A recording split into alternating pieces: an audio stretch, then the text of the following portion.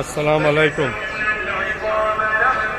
আমি সাইফুর রহমান চৌধুরী বলছি, তুলসী আকবরশাহ দরগাহ প্রাঙ্গণে ওনার মাজারের উপরে আরেকজন আল্লাহর ওলির মাজার আছেন।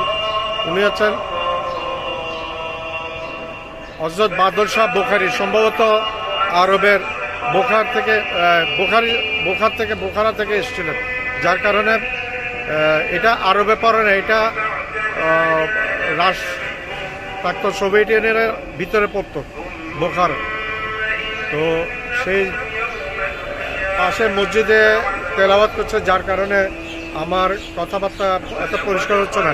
আমি ধীরে ধীরে উপরের দিকে উঠছি, কোনো মাজারের দিকে যাওয়ার চেষ্টা করছি।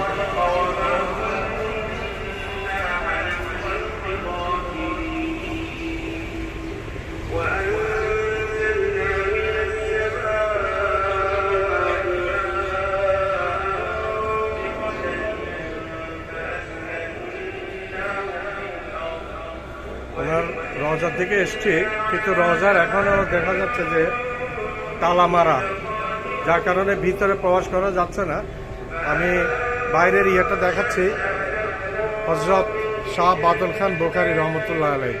উপরে লেখা আছে হাদিসের সেই বাণীটা, আল কোরআনের ইয়েটা, নিশ্চয়ই আল্লাহর ওলিগণের কোনো ভয় নাই, তারা চিন্তিত হবে না। সূরা ইউনূসের 62 নম্বর আয়াত।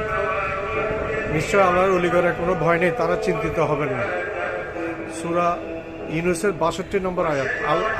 হাদিসে আছে আল্লাহর ওলিগণের মৃত্যু নাই। তো আমি বাইক থেকে ওনার ইয়েটা দেখাচ্ছি। ভিতরে তেমন একটা, যেহেতু তালা মারা, তালার কারণে তেমন একটা বোঝা যাচ্ছে না ভিতরে। পরে কোনো সময় খোলা পেলে আমি আরেকবার এসে ভিডিওটা করা ইয়ে করছি। তো এই পর্যন্ত থাক, দোয়া নেবেন, আমার চ্যানেলটা সাবস্ক্রাইব করার চেষ্টা করবেন। নিচে আমি যে মাজারের গম্বুজটা দেখাচ্ছি, এটা হযরত আকবর শাহ রহমতুল্লাহ আলাইহি ওনার মাজারের গম্বুজ।